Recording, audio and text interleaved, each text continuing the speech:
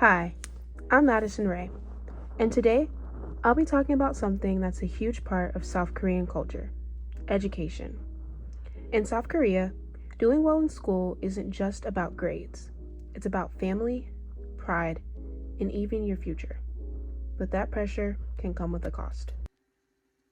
In South Korea, many students go to private tutoring centers called hagwons after school.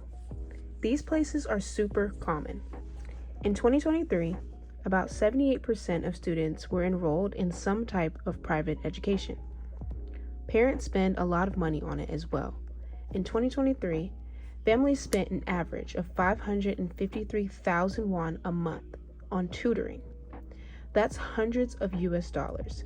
And in 2025, the total spending across the country reached a record 29 trillion won, even though there are fewer kids in school. That shows just how serious education is in South Korea. Kids study late, sometimes until All 10 or 11 usually p.m. leads to just one to keep big up. Moment: the College Scholastic Ability Test, or CSAT. It's the college entrance exam that can decide what university you get into, what job you'll have later, and even how society sees you. The top goal is to get into one of the country's elite universities, often called the Sky Schools: Seoul National, Korea, and Yonsei. Because of that, students treat the CSAT like it's life or death. To understand why education is such a big deal, you have to look at the country's history. Confucian values, like respect for teachers, hard work, and bringing honor to your family, are a big part of Korean culture. After the Korean War, education became the key to success in rebuilding the nation.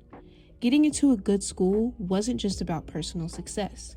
It was about helping your family and your country move forward. Over time, that focus turned into heavy competition and endless studying.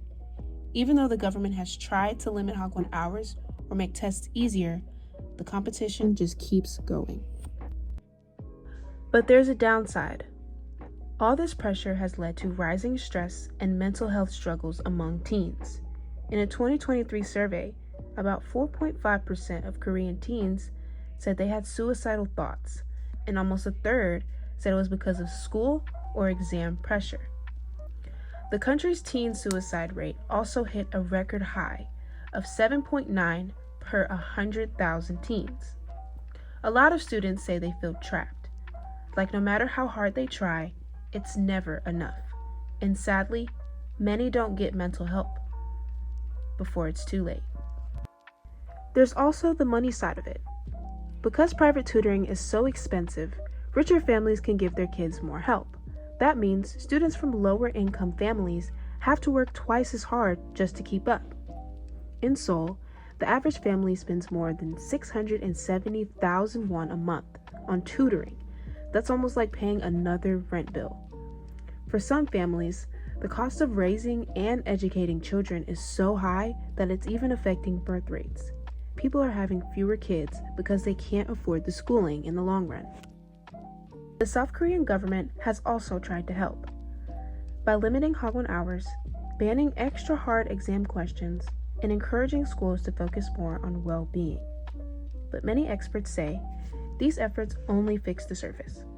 Until bigger problems like job competition and social pressure are addressed, the stress will continue. Still, some schools are starting to offer mental health programs and more creative activities to give students a break. Education is a big part of South Korea's success. It helped the country grow faster than almost anywhere else. But when pressure and perfection become too much, it takes away the joy of learning. This project really made me think about balance, how success should never come at the cost of mental health or happiness. Thank you.